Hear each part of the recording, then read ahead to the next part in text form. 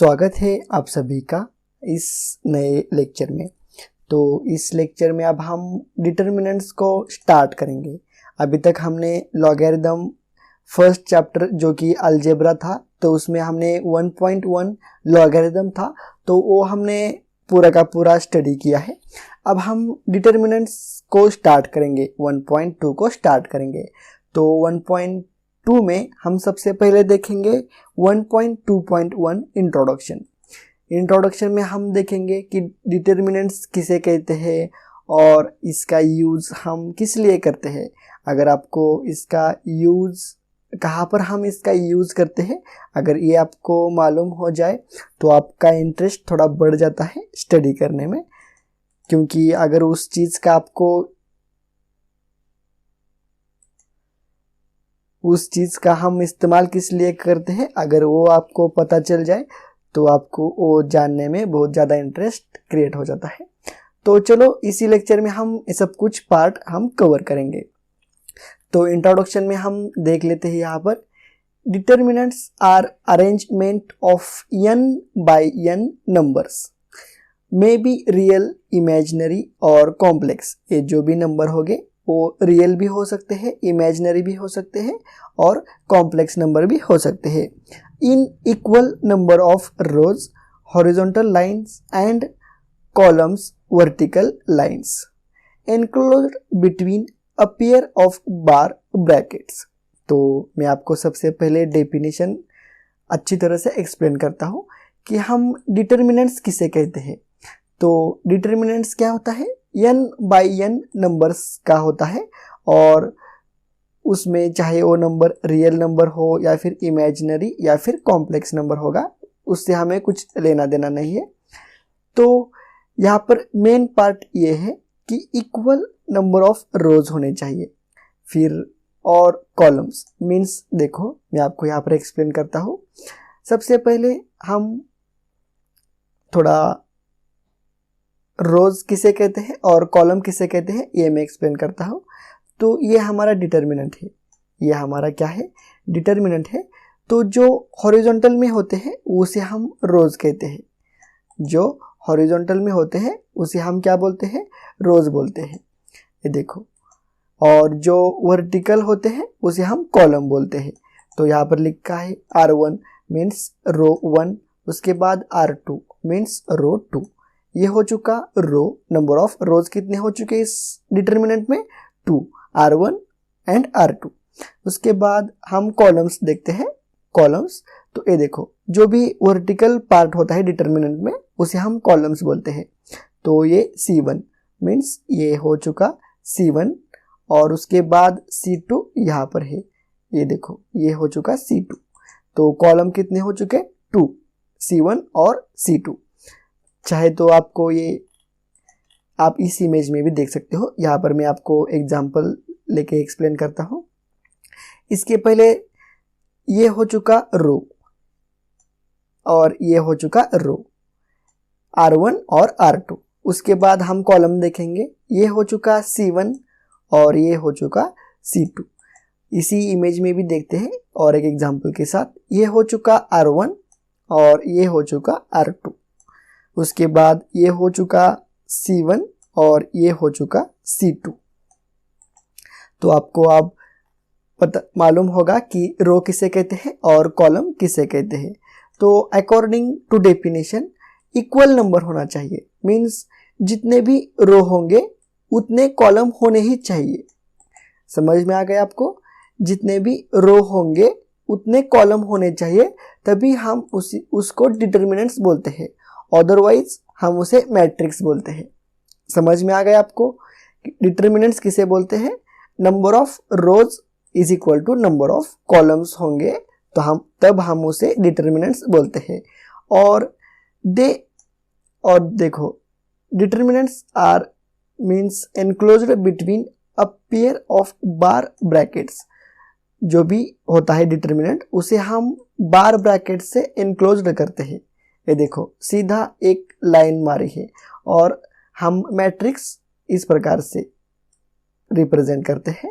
और इस प्रकार से कंस में हम उसे रिप्रेजेंट करते हैं, और डिटर्मिनेंट्स को हम सिर्फ बार ब्रैकेट, ये देखो बार ब्रैकेट, इस प्रकार से हम रिप्रेजेंट करते हैं। आप एग्जाम्पल भी देख सकते हो यहाँ पर, ये देखो सीधा बार है, तो बार में क्या होता है, डिटर्मिनेंट एनक्लोज्ड होता है, तो हम उसे क्या बोलते हैं, डिटर्मिनेंट्स बोलते हैं। समझ में आ गया आपको डिटर्मिनेंट्स कैसे हम डिटर्मिनेंट्स को पहचानते हैं। तो उसमें ये कुछ और इंफॉर्मेशन है यहाँ पर। They are designated by a letter D और बाय अ सिंबल डेल्टा। हम डेजिग्नेशन मीन्स इसे हम रिप्रेजेंट करते हैं, they are represented by letter D. हम जो भी डिटर्मिनेंट होता है उसे हम डी से रिप्रेजेंट करते हैं या फिर डेल्टा से। आप कोई भी एक सिंबल यूज कर सकते हो, चाहे आप डी को यूज करो या फिर डेल्टा को, चलेगा। तो ये हो चुका। उसके बाद यहाँ पर दिया है कुछ, ये इसे हम मेन डायगोनल कहते हैं और इसे हम एंटी डायगोनल कहते हैं या फिर सेकेंडरी डायगोनल कहते हैं। ये कुछ आपको सिर्फ अंडरस्टैंड होने के लिए ये सब कुछ दिया है। तो चलो यहाँ पर आपको क्या क्या पता चला मैं एक बार और एक्सप्लेन करता हूँ आपको। तो सबसे पहले हम डिटर्मिनेंट किसे कहते हैं ये देख लिया, उसके बाद रो किसे कहते हैं ये भी देख लिया, उसके बाद कॉलम क्या होता है ये भी हमने देख लिया है, और डिटर्मिनेंट को हम कैसे पहचानते हैं ये भी हमने डिस्कस किया, और उसके बाद इसे रिप्रेजेंट किस लेटर से किया जाता है, डी से और डेल्टा से इसे रिप्रेजेंट करते हैं। तो चलो अब हम नेक्स्ट पार्ट को थोड़ा डिस्कस कर लेते हैं। यहाँ पर एग्जाम्पल लिया है। तो डिटर्मिनेंट्स में हम इस प्रकार से रिप्रेजेंट करते हैं। जो फर्स्ट आप ए को देखते हैं ना, तो इस पोजीशन को हम किस प्रकार से रिप्रेजेंट करते हैं ये देखो, ये इज इक्वल टू A11। तो इसे हम रिप्रेजेंट कैसे करते हैं, ये आई जे, ये इस प्रकार से आई और जे। तो जो सबसे फर्स्ट होता है आई जो होता है उसे हम रो प्लेस कहते हैं।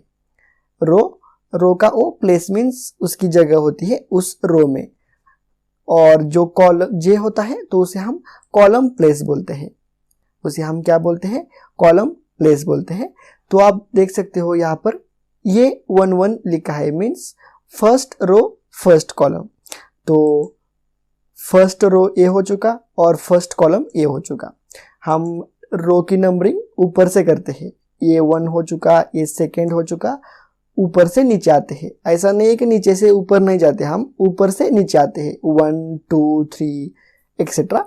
और जो कॉलम की नंबरिंग होती है वो इस साइड से हम इस साइड तक चले जाते हैं, मीन्स इसे फर्स्ट सेकेंड उसके बाद थर्ड फोर्थ फिफ्थ जो होगा एक्सेट्रा।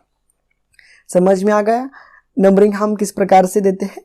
तो ये 1-1 means first row first column का जो भी एलिमेंट होगा तो उसे हम इस प्रकार से रिप्रेजेंट करते हैं। ए को ये 1-1 हो चुका। तो आपको आई मीन्स रो प्लेस होता है, जे मीन्स कॉलम प्लेस होता है। तो ये देखो अब हमें इसे रिप्रेजेंट करना है, हमें बी को रिप्रेजेंट करना है। तो बी इज इक्वल टू क्या आ जाएगा, आप जरा सोचो। ये को हमने क्या किया था 1-1 फर्स्ट रो फर्स्ट कॉलम, तो बी को हम कैसे रिप्रेजेंट करते हैं, ये देखो यहां